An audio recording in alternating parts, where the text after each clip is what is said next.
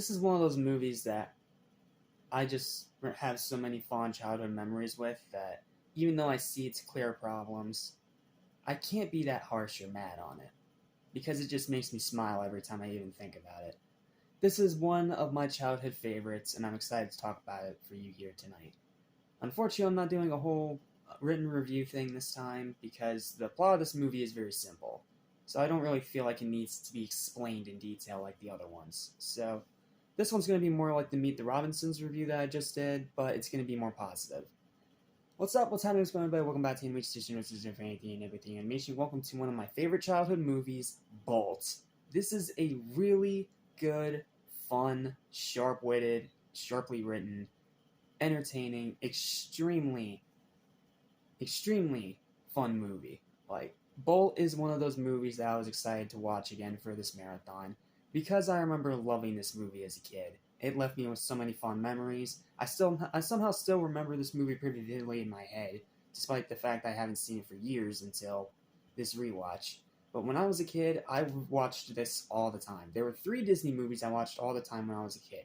And it was Cars, The Incredibles, and this. And Bolt. Yes, even over Robin Hood, which I do think is an underrated classic. And if I ever do another Disney marathon, I'll talk all about it then.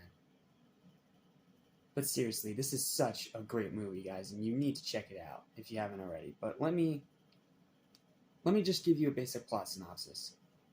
Firstly, for the basic plot synopsis, you have this dog, and this dog, Bolt, has this owner with this little kid, and he is a movie action star, and he thinks like he has all these powers and everything that he lives in this fantasy world where he thinks he's a dog with superpowers, because that's the way he thinks because of all the movies he's been in and the movies that he makes.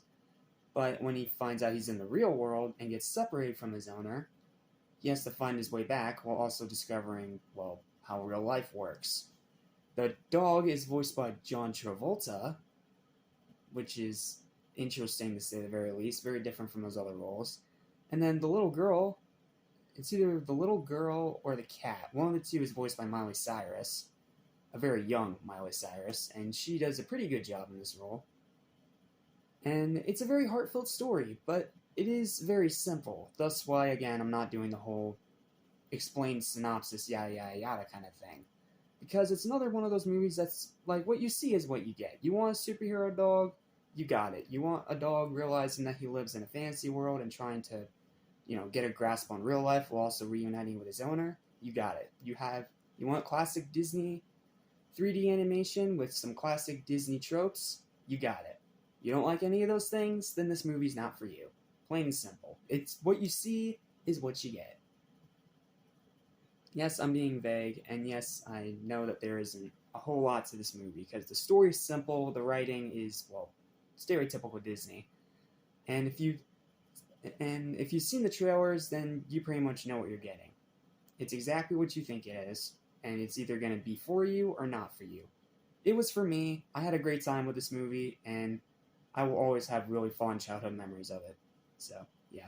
Short, sweet, to the point review. It could be better, but it could be worse. Final verdict, strong 7 out of 10. I have a great time with this one, but I can definitely say it's not quite a great movie. It's close, it's very enjoyable, very entertaining, but there's better. Well, that's it. Thank you guys so much for watching this short, sweet, and to the point review. Please don't forget to like, share, and subscribe for more.